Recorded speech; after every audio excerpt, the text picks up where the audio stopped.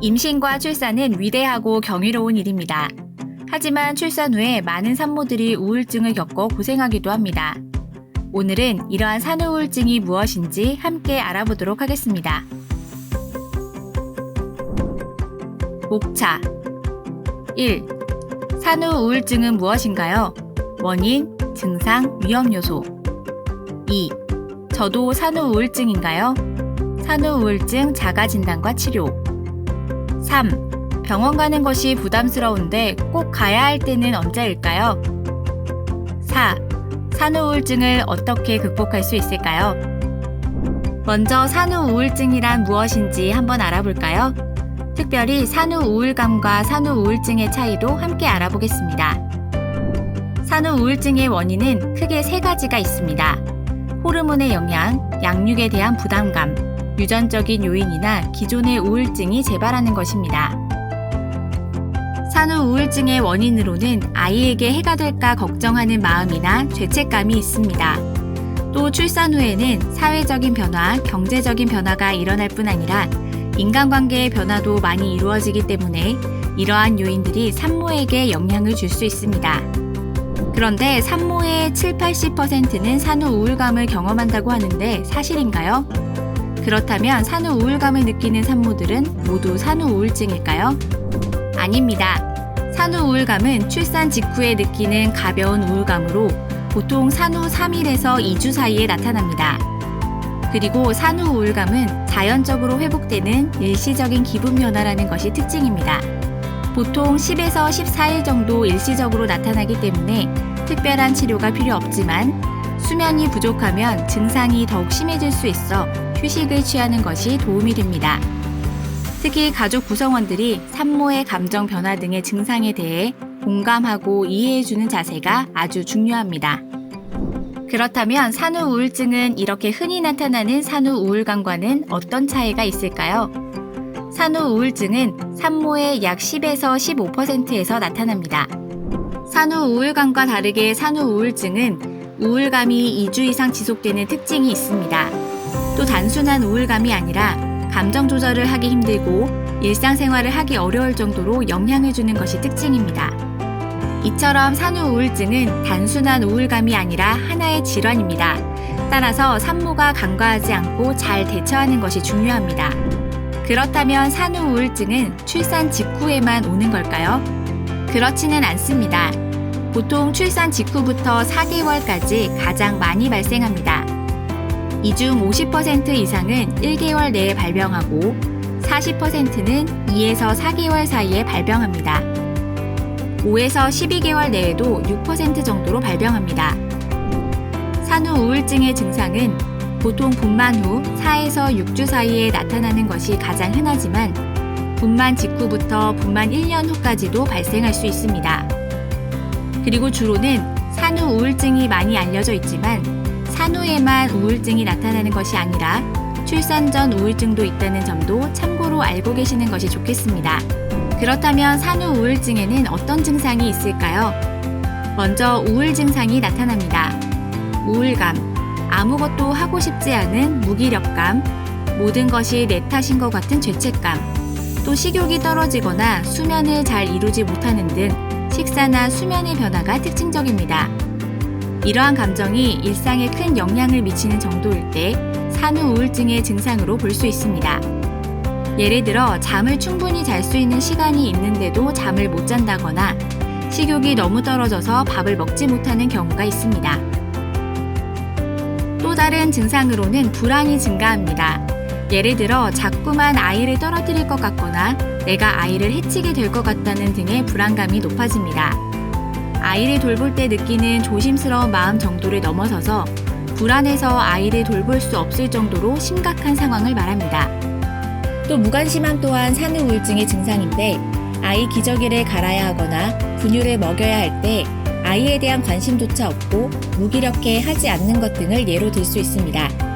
이러한 산후 우울증은 지속되면 만성 우울증이 될 수 있으므로 사전에 잘 관리하는 것이 중요합니다. 산후 정신증은 산후 우울증의 증상과는 구분하여 생각해야 합니다. 산후 정신증의 경우 망상이나 환청이 들리고 그로 인해 아이를 해치는 일도 발생합니다. 예를 들어 내가 죽으면서 아이도 함께 책임져야 할 것 같다는 생각이 들거나 그러한 환청이 나타납니다.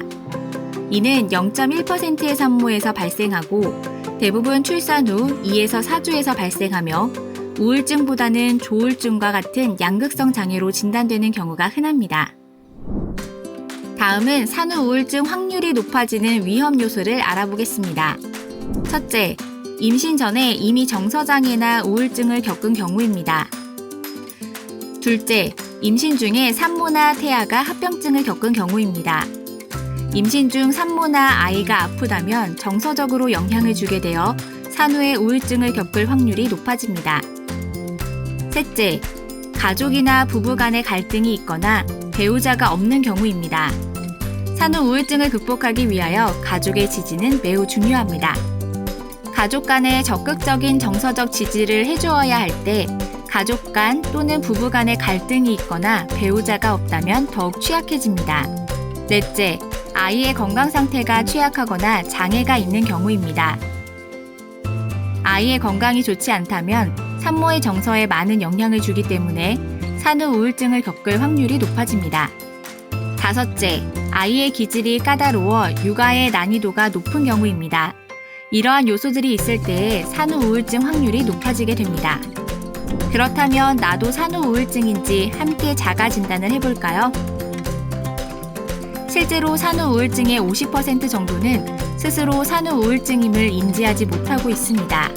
혹시 기분이 자꾸 왔다 갔다 하거나 아이를 더 키우고 싶지 않은 기분이 드시나요? 출산 후에 처음 몇 주간은 감정 기복이 심해지는 것을 자주 경험할 수 있습니다.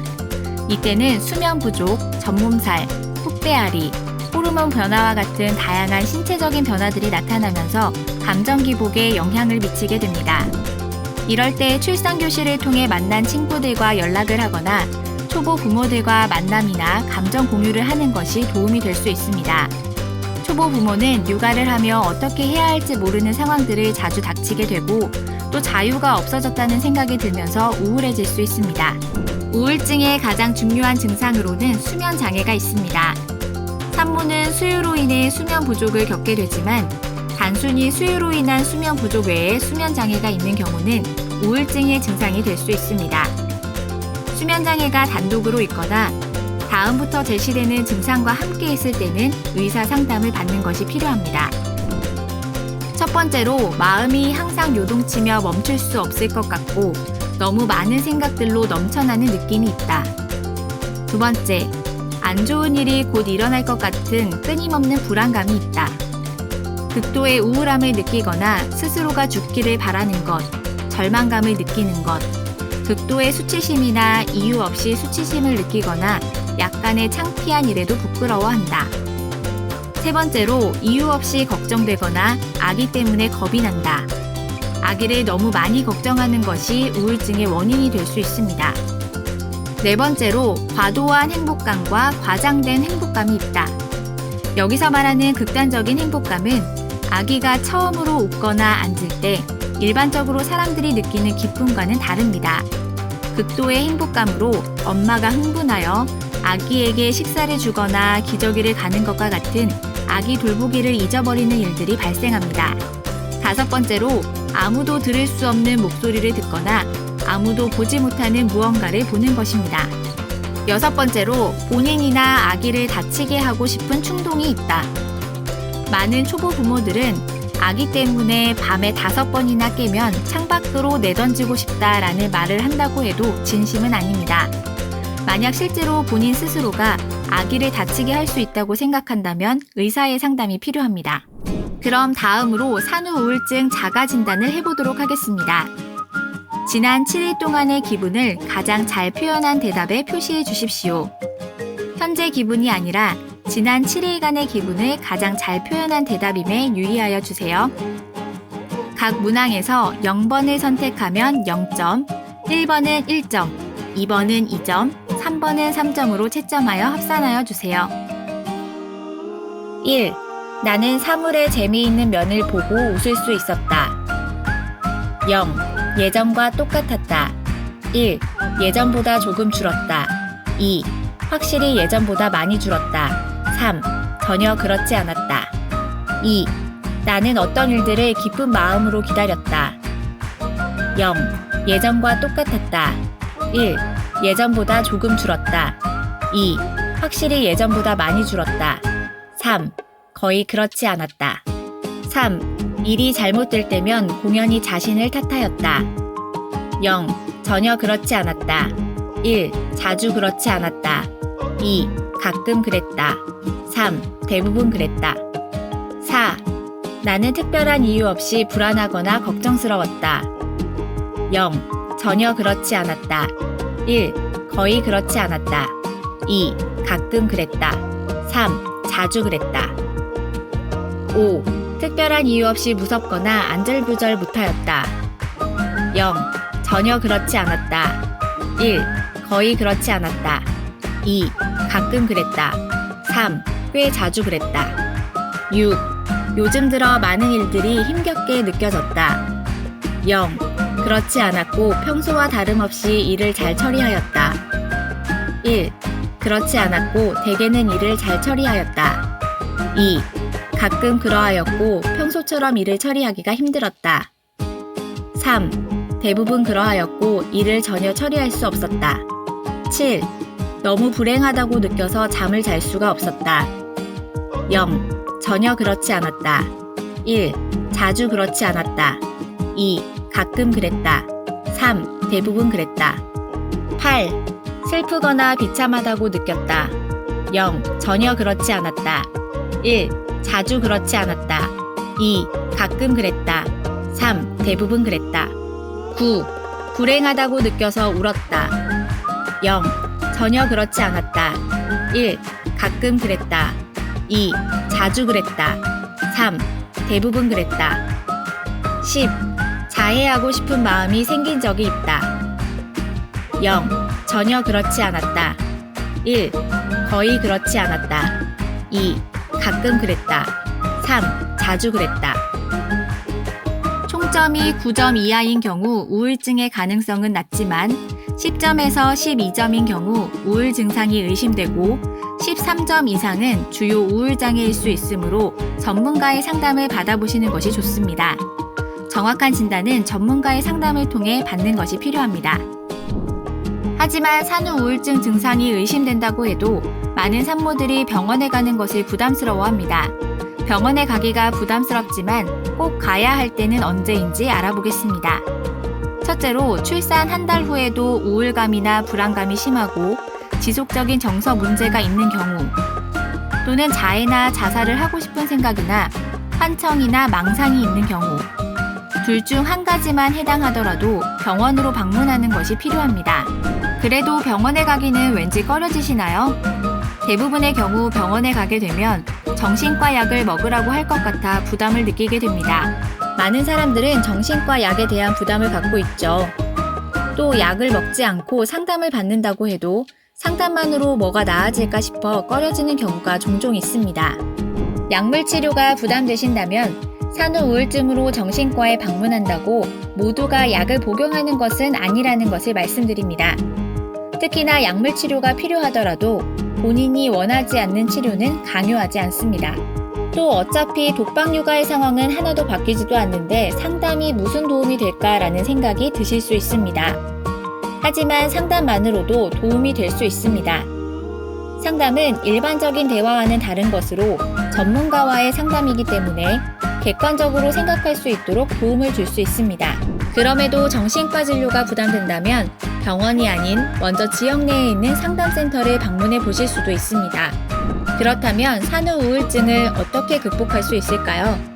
산후 우울증의 치료로는 크게 상담 치료와 약물 치료가 있습니다. 또한 산후 우울증의 치료는 가족의 지지와 도움이 반드시 필요합니다. 특히 배우자의 역할이 가장 중요합니다. 배우자는 본인이 치료 과정에 함께 참여한다는 자세가 필요합니다. 마지막으로 산후 우울증 대처법을 알려드리겠습니다. 첫째, 생각과 감정 털어놓기. 둘째, 주변에 도움 청하기. 셋째, 배우자의 공감 필수.